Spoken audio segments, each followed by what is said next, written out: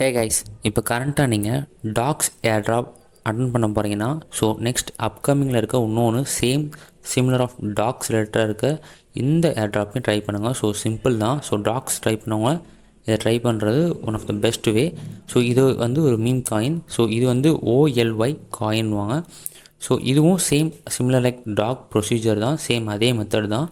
And டாக்ஸ்க்கு அடுத்து இது ஒரு நெக்ஸ்ட் அப்கமிங் ஏர்ட்ராப்பில் இது ஒன் ஆஃப் த லீடிங்கில் இருக்கிறதுக்கு சான்ஸ் இருக்குது. ஸோ சேம் தான். ஸோ மற்ற ஏர்ட்ராப்ஸ் மாதிரி நிறையா ஒர்க்ஸ் பண்ண தேவையில்ல. ஸோ ஜஸ்ட் டெய்லி லாகின்ஸ் தான்.